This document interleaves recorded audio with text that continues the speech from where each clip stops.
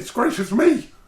Look at all these wires and buttons and switches and knobs and oh my goodness! How in the world can anybody ever figure out how to use all this stuff to make weird and wonderful sounds? Now that I have your attention, howdy everybody! I'm Professor Park, and I'm here to try to answer that very question. You may already have quite a bit of knowledge, or you may know nothing at all about music synthesis. That doesn't matter at all, because we'll start at the beginning and work from there. And even advanced users of modular, voltage-controlled, analog music synthesis equipment will hopefully find a few tidbits here. But wait! That's an awfully big mouthful. Modular, voltage-controlled, analog, music, synthesis, equipment. Holy cow! What a lot of words! But in any case, you don't need to worry so much about the label that we apply to this. We'll define all those terms at some point along the way. Most of you probably don't even know the difference between a volt and a cabbage. But that doesn't matter. You don't need to know anything at all about electricity in order to use these beasties to make really interesting noises. And what you're going to find is that some things that are really neat are really easy to do. The classic synthesizer boing boing sound. Boing, boing, boing. That sort of thing. Those are really easy to do. But let's just jump right in and head for episode number 1, in which I will try to give you a glimmer of the basic idea underlying voltage-controlled music synthesis. Here we go! The basic idea underlying voltage-controlled music synthesis is that all these modules back here talk to each other. They send information to each other to tell each other how to behave. The way that we connect one module to another is with a patch cord, which I got a whole rack of these things over here.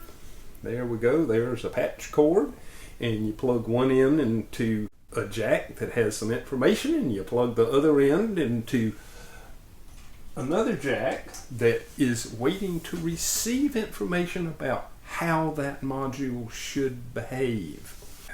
It's really helpful to be able to see that information rather than just imagine what that information is. So we're going to bring out the oscilloscope, which is just a fancy piece of test equipment. Don't worry about it. You don't need one. It just makes explanation a little bit easier. There's the oscilloscope, and I'm going to take a patch cord. One end is connected to the oscilloscope, and I'm going to take the other end, and we're going to find a little jack. There are several labeled like this that says triangle, and it has a little graphic symbol of straight line segments that go up and down and up and down. So here we go. Gonna plug that in, and oh, look at that.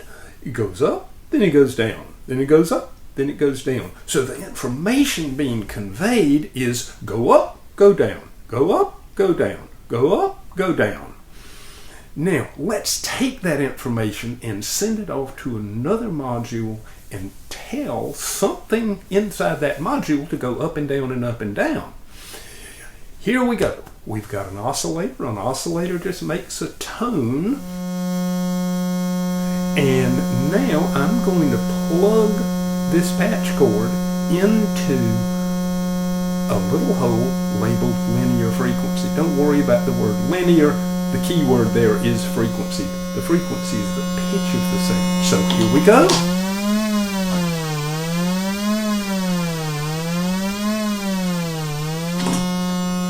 The pitch goes up, the pitch goes down. The pitch goes up, the pitch goes down.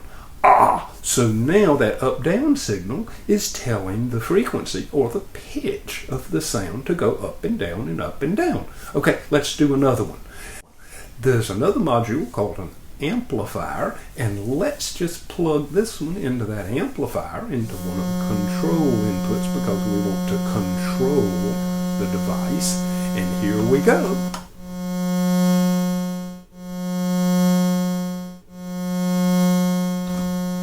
Loudness goes up, loudness goes down, loudness goes up, loudness goes down. Again, there's that up down. But this time, it's making the loudness of the sound change, not the pitch. Okay, one last thing. Now we're going to look at one that's a lot harder to understand in terms of up-down, perhaps. But this is called a filter, whose primary purpose is to change the timbre or tone quality of sound.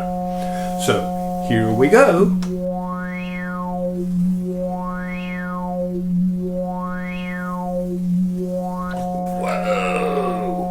Okay, now, some of you may remember the little comments about the boing, boing, boing sound.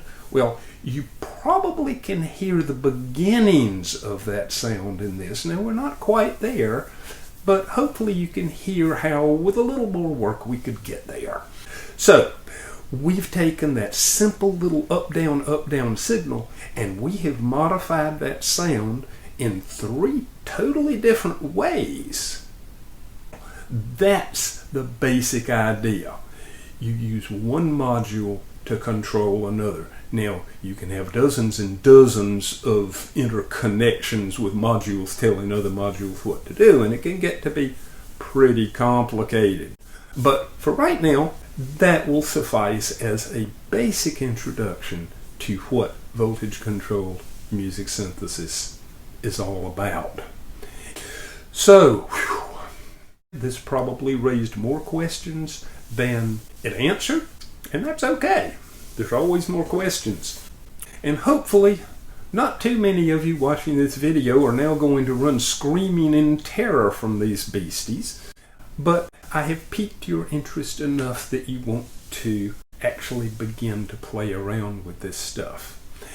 In our next video, we will begin a series on the voltage-controlled oscillator, which is sort of the heart of an analog music synthesizer because it is where the majority of the sound comes, which is then processed and mashed around to make it jump through hoops and things.